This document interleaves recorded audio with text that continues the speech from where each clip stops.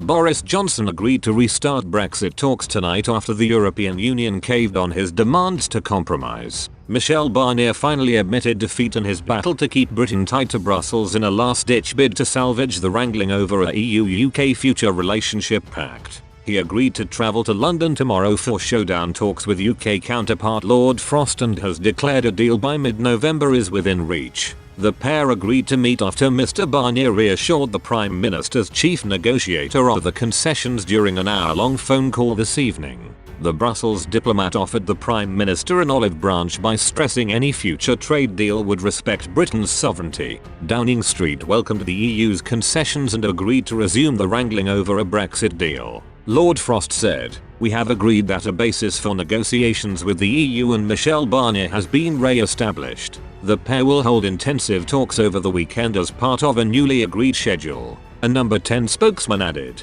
"On the basis of that conversation, we are ready to welcome the EU team to London to resume negotiations later this week. We have jointly agreed a set of principles for handling this intensified phase of talks. It is clear that significant gaps remain between our positions in the most difficult areas, but we are ready, with the EU, to see if it is possible to bridge them in intensive talks." In a last gasp climb-down, Mr. Barnier vowed to seek the necessary compromises on both sides in an attempt to convince Downing Street back to the negotiating table. Speaking at the European Parliament in Brussels, he said, "The EU wants a deal that will be mutually beneficial to both parties, a deal representing a balanced compromise. We will seek the necessary compromises on both sides in order to find an agreement, and we will do so right up until the last day it is possible to do so." Mr. Johnson last week paused negotiations to ramp up preparations for a no-deal Brexit, warning Brussels he would only sanction future talks if the bloc signalled acceptance. That movement needs to come from the EU side as well as the UK.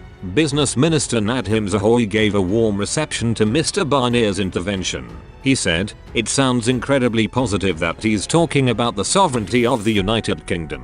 We have always entered these negotiations on the prerequisite, which is only fair and right, that we are treated as a sovereign nation and that we negotiate as an independent sovereign nation." The wrangling collapsed after European leaders refused to sign off on an offer for Mr. Barnier to intensify the negotiations. But for the first time, the EU's Brexit chief yesterday claimed both sides were closing in on a deal before he was forced to slam the brakes on the process. The Frenchman praised UK counterpart Lord Frost's willingness to move forward and shift in the row over common standards and controls over state subsidies for business. Mr. Barnier also signalled he would water down the bloc's hardline fishing demands by insisting there needs to be a fair distribution of quotas for fishermen on both sides. He added, "Despite the difficulties we've faced, an agreement is within reach if both sides are willing to work constructively, if both sides are willing to compromise and are able to make progress in the next few days on the basis of legal texts. Time is of the essence and time is running out, each and every day." EU insiders claimed Mr. Barnier had softened his approach as much as possible without sparking an internal row. European Council President Charles Michel took a much harder approach and accused the UK of wanting to have its cake and eat it too in a provocative speech at the EU Parliament.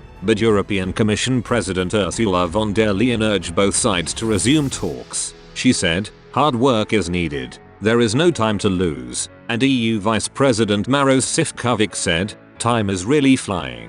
Every day of lost negotiations is a lost opportunity to find the necessary compromises." The concessions came after European carmakers warned EU chiefs their current position are not in the long-term interests of the EU automotive industry. The European Automobile Manufacturers Association, which represents BMW, urged the bloc to reconsider its position and to adopt a more generous approach to British firms.